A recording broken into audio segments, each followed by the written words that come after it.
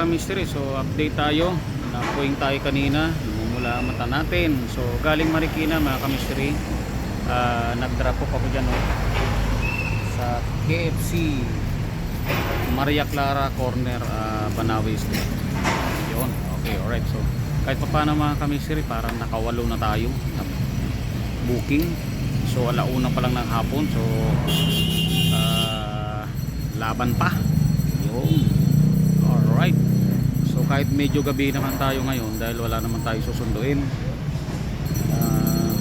dahil walang pasok yung anak ko ngayon. Monday to Friday lang sila, kaya Monday to Friday ko siya sinusundo.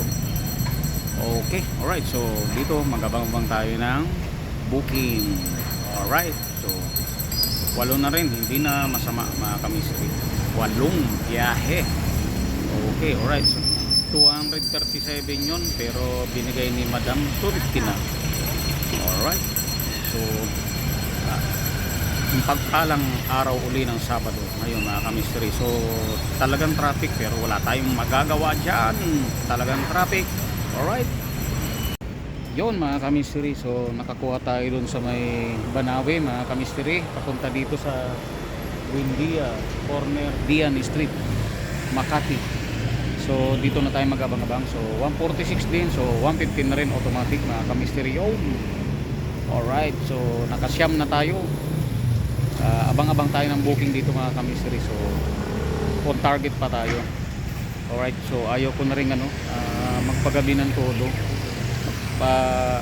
late ng todo, kasi mga ka-mystery, galit pa yung sumalubong yung e-trike, galit pa doon sa motor yon. Alright, so dahil napakaaga natin gumising kanina alas 4, kasi nagatid tayo sa anak kong panganay dahil nag-exam siya. So good luck sa kanya. Okay, alright. So abang-abang tayo dito mga ka-mystery ng booking. Alright, 10 kahapon, 9 ngayon, gagawin natin 10 din ngayon. Alright, yun mga ka-mystery. So good afternoon. Galing ng Makati, nakakuha tayo papunta dito sa dito tayo sa may Ayala Mall Terminal Parking. Galing Makati, so halagang 152. 102 lang dapat yung mga ka-mystery, pero yun mga ka-mystery. So dito na tayo mag-abang-abang ng ating pauwi. So pagod na rin tayo kasi alas 4 pa tayo umanon. So consolation price na yung pagka nakakuha tayo, pang pagasolina rin natin. Pero kung wala, ganun talaga. So nahit naman na natin. So pagod na rin tayo mga ka-mystery kasi hapon na. So ang aga natin tapos may gagawin pa tayo bukas, para makapagpahinga na rin kami ni Red. Ito si Red kasi humihina na ang minor niya. So bukas ayusin natin siya, linisan natin yon mga ka-mystery. So kahit pa paano mga ka-mystery, naka-onsing biyahe na tayo. Nalamangan natin yung kahapon na biyahe natin na 10. Alright, yun mga ka-mystery. So sa mga buwabakpak dyan, so ingat-ingat mga ka-mystery, ride safe, keep safe. Tsaka mga ka-mystery, ubos na rin na aking tubig. Alright, so uwian na rin ng mga tao. Susubok tayo dito kahit na Palas Piña sa Bacoor, baka makachamba tayo dito. Antay tayo dito ng mga hanggang 20 minutes. Pag wala talaga,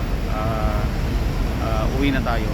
Okay, alright. So bukas pahinga, bukas umaga mas day muna, tapos pahinga yun. So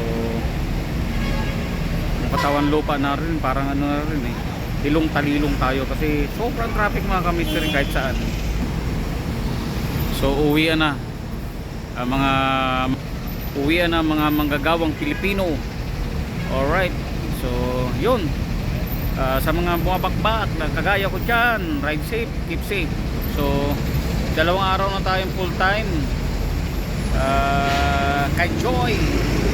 Alright, so hopefully, hindi pala hopefully, napakaganda talaga ng biyahe rin natin mula kahapon hanggang ngayon. kahit Sabado na, pero talagang laban lang. Alright, peace, I'm out.